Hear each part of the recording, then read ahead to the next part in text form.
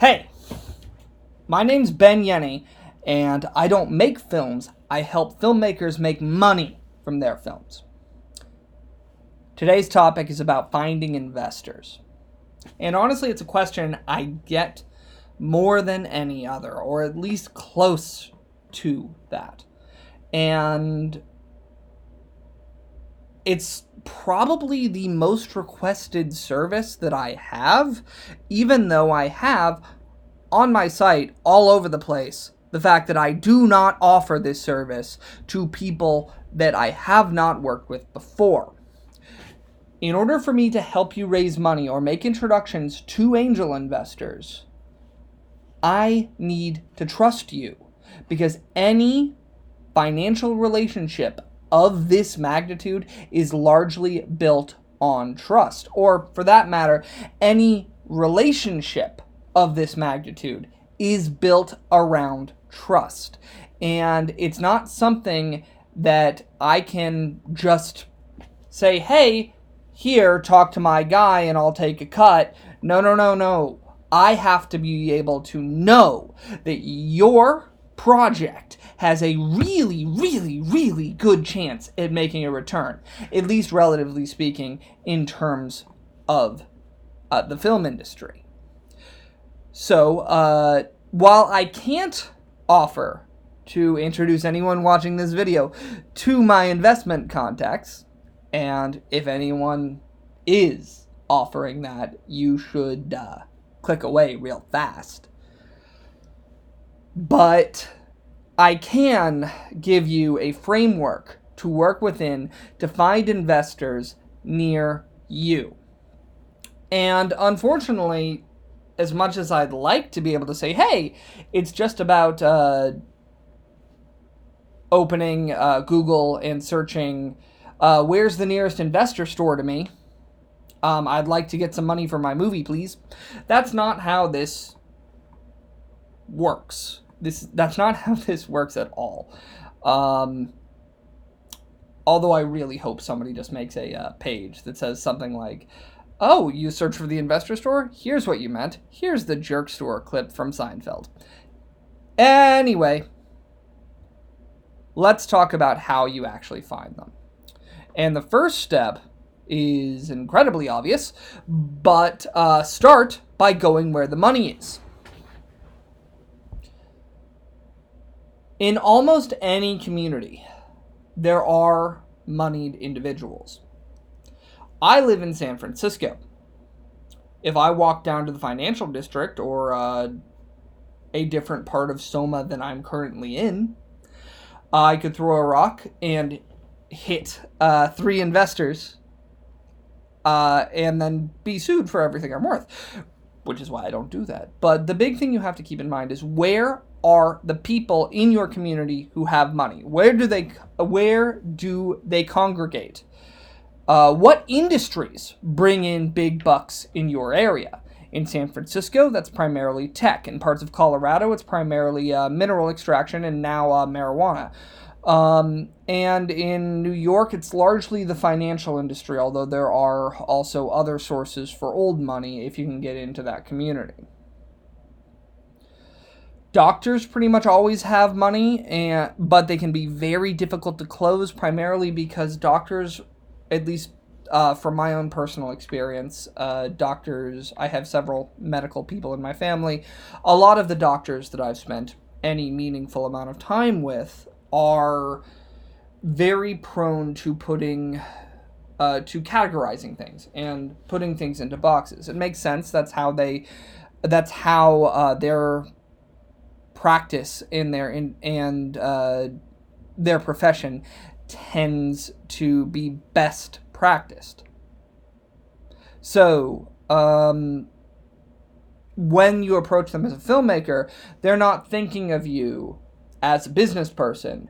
They're thinking of you as an artist who they'll never see their money back from. And if you've got a really good relationship with those sorts of moneyed individuals, there are ways to talk about closing them that we're going to have to cover in a separate video. But it is the challenge that you're going to have to overcome in approaching people like doctors and dentists. We've all heard stories of it working. I haven't really seen it work in that way. So the second part of my flexible strategy for finding investors is finding a place where you can find something in common with your potential investors.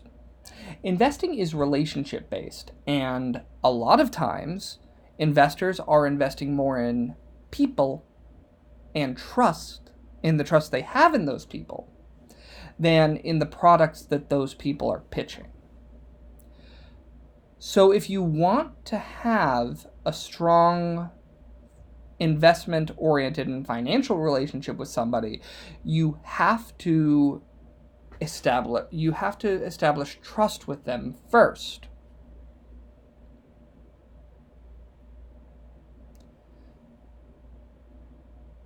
I've found some of my investors by singing karaoke in San Francisco gay bars. I happen to be straight, but the karaoke at the gay bars happens to be better. And I made friends with these people, and eventually they ended up investing in some of my companies. So that's just how I've found it. And the reason that they invested in my company had little to do with them understanding the industry that I'm in, other than how I showed that I understand it. And a lot of times I taught them about this industry. And that's probably a relationship that you will have with your investors as well. If you don't have that trust, especially on the smaller scale, which is what I'm kind of assuming most of the people watching these videos are going to be, because that's where most of the industry is. The long tail is something like 95% of total filmmakers, and that's a lot of whom I'm making this video series for. But if you don't have something in common with your investors, it's very hard to develop a relationship with them. Karaoke is probably not a good strategy for most people. It just happened to work for me. But there are potential other things. Maybe you're really into sports. I mean, golf is the classic example. But there are a lot of other sorts of commonalities you can find with people who happen to have a lot of money and a lot of excess capital they can invest into higher risk ventures, possibly including film. And on that note, most investors tend to run in communities of other people who are also extremely moneyed individuals. So if you find and develop a relationship with one investor who is very well moneyed, you might be able to get introductions to other people within that same moneyed community. A very organized example of this would be investment syndicates and angel investment groups, although that's more the exception than the rule. There are a lot of different ways these connections can manifest themselves, but the important thing to keep in mind is that they are definitely there. And another thing you've got to make sure you're careful about is that if you burn somebody in this investment community, word can travel fast and you can turn off your access to this capital and possibly your ability to make movies. You don't want that. You've got to understand that these investors have other investment options. There are a lot more people wanting to make films than there is money to finance those films. And you're not just competing with other filmmakers. You're also competing with people who want to start small businesses, high-tech startups. The person could even just buy that Aston Martin they've been eyeing instead of investing in your film. A lot of times, that ends up being a similar amount of money, and at least they know they get the Aston Martin. There's a decent chance your film will never make money, and they still don't have that Aston Martin. So you need to convince your investor to trust you and give their hard-earned money to you instead of all of these myriad of other options. Thanks so much for watching. Please like and subscribe. I think this is clear, but this is not my full-time job, which is why these videos are not necessarily as nice or as well edited as I would like them to be. But most of my job is actually helping filmmakers get their films financed and distributed.